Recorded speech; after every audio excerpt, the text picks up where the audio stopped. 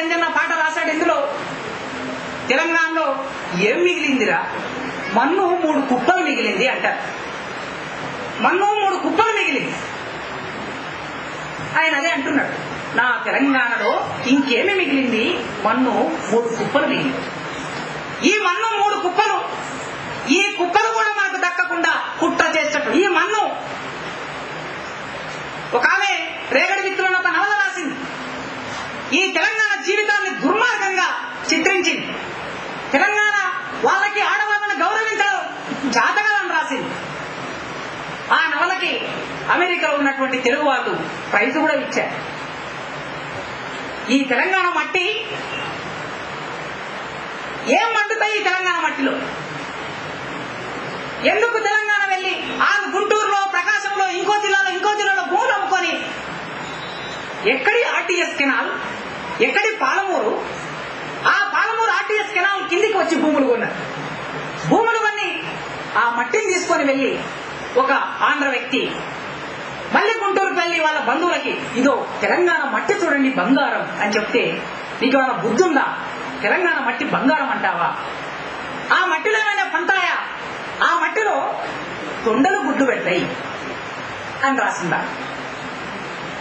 ఈ మట్టి గూడంజన్న చెప్పిన ఈ 3 కుప్పల మట్టి తొండలు గుడ్లు పెడతాయి అని చెప్పినటువంటి ఆ మట్టిలోకే శ్రీరాంపూర్ సాగర్ ప్రాజెక్టు కడితే వచ్చారు, నాగర్ సాగర్ ప్రాజెక్టు కడితే వచ్చారు, మా జిల్లాలో జూరాల ప్రాజెక్టు కడితే వచ్చారు. ఇప్పుడు కల్వకుర్తి ఎత్తిపోతల పథకం నీళ్లు వస్తాయో రాదో తెలియదు కానీ, ఆ కల్వకుర్తి ఎత్తిపోతల పథకం కింద కొల్లాపూర్ నుంచి మొదలుపెట్టి నాగర్ కర్నూలు వరకు మొత్తం భూములని లక్షల రూపాయలు పెట్టి ఆంధ్ర వాళ్ళు కొంటున్నారు. ఇవాళ తెలంగాణ ఉద్యమం ఇంత తీవ్రంగా జరుగుతున్నప్పుడు ఏం జరుగుతుంది? అందుకే మేము ఏమంటున్నామంటే, ఎన్నికలు తెలంగాణ ఒక ప్రాసెస్ అవునా కాదా అనేది 2.5 సంవత్సరాలు చూసాం. ప్రజా ఉద్యమం లేకుండా మేము ఒక్కడే ఢిల్లీలో ఏం చేస్తాం అనేది మా అవగాహన. ప్రజా ఉద్యమం అనేటువంటిది ఇవాళ సెక్రటరియట్ లో 3700 మంది నాన్ లోకల్స్ ఉన్నారు. కేవలం 300 మంది మాత్రం తెలంగాణ వాళ్ళు ఉన్నారు. మరి నీ జీవో 16 ప్రకారం నీ ప్రభుత్వం తీసుకొచ్చినటువంటి జీవోని 25 సంవత్సరాలు గడిచినా నువ్వు అమలు చేయలేదు. తెలంగాణ ఓట్లతో, తెలంగాణ కన్నీటితో సీట్లలోకి వచ్చినటువంటి మీరు ఈ జీవో 16 గురించి ఎందుకు మాట్లాడేటట్టు, ఎందుకు మొత్తం తెలంగాణ స్తంభింపజేయటం లేదు? ప్రజల్ని మొత్తం కదిలించాలనేటువంటి ఒక ప్రజా ఉద్యమ కాన్సెప్ట్ మీకు ఎందుకు లేదు? అందుకే నీ పోరాటం ఎన్నికల పోరాటమా, లాబింగ్ చేస్తావా, అది నీకే వదిలిపెట్టా. కానీ ప్రత్యామ్నాయంగా ప్రజా ఉద్యమాన్ని కూడా నిర్మించమని ఒక చరిత్ర ఉన్న తెలంగాణకి. విద్యార్థి అమరు ఈ పుస్తకాన్ని పుస్తకాల్లో పొడిచిన లేత యవ్వనం, పుస్తకాల్లో పొడిచిన లేత యవ్వనం పురిటి నేల విముక్తి కోసం నెత్తురై పుష్పించిన 1969 విద్యార్థులకు అంకితం ఇచ్చారు. ఈ 69 విద్యార్థుల ఏమిటి పోరాటం? మిత్రులు విద్యార్థుల గురించి మాట్లాడమన్నారు, టైం పాటించమన్నారు, కానీ తప్పట్లేదు. ఎందుకంటే ఇవాళ తప్పక గుర్తు చేసుకోవాల్సిన ఒక పెద్ద పోరాటం అది. ఎప్పుడో మేము టీఎస్ఎఫ్ తెలంగాణ స్టూడెంట్ ఫ్రంట్ ప్రారంభించినప్పుడు 1969 ఉద్యమం గురించి చెప్తూ ఒక క్లాస్ చెప్తూ వివి సార్ చెప్పారు, తెలంగాణ ఉద్యమం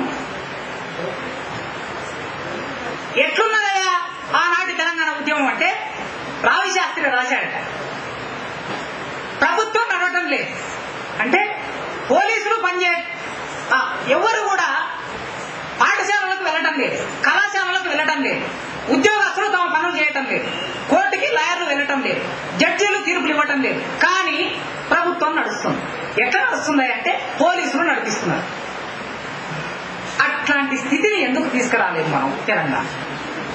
ఇది ఆనాడు కేవలం విద్యార్థి యువతరం మాత్రమే చేసిన ఉద్యమం. ఇవాళ తెలంగాణ సెంటిమెంట్, ఎన్నికలు చేశావా, ఏమి చేశావా అనేది హిస్టరీని చూస్తే ఒకసారి తెలుస్తుంది. ఎన్ని త్యాగాలు ఈ 10 సంవత్సరాల కాలంలోనే ఎంతమంది త్యాగం చేశారు. తెలంగాణ జనసభ ఆధ్వర్యంలో నెల 15 రోజులు మొత్తం తెలంగాణలో ఉన్నటువంటి 10 జిల్లాలు గ్రామం వదిలిపెట్టకుండా ప్రజా చైతన్య యాత్ర చేశాం 99లో.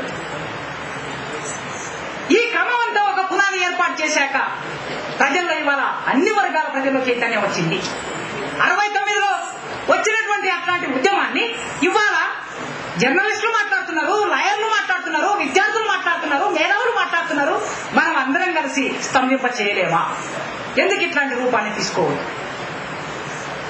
నీకు ఈ రూపం అనేది ఒకవైపు కొనసాగుతుంటే నీవు చేసే లాబింగ్ కోసమైనా ఇది ఒక మేరకు నీకు పనికి వస్తుంది కదా, దీన్ని ఎందుకు విస్మరించాలి? మా వరకైతే తెలంగాణ సాయుధ పోరాటంలో బందగి ఒక నునులేత యవ్వనం బందగి ఇన్స్పిరేషన్. చిందీన రక్తమంతా సీసంలో నింపుకొని, కారీన రక్తమంతా కడవల్లో నింపుకొని, నీ బాయిల పడతాం బిడ్డ మా బాయి బందగి సాబు, నీ పోరు చేస్తాం బిడ్డ మా బాయి బందగి సాబు అని ఆ బందగి చనిపోతే ఆ శవాన్ని భుజాల మీద ఎత్తుకొని ఊరేగింపుగా ఆనాటి ప్రజలు పోరాటం చేశారు. ఇది ఒక చరిత్ర, తెలంగాణకు సంబంధించినటువంటి. ఈ చరిత్రని ఇవాళ కొనసాగించాల్సిన అవసరం ఉన్నది.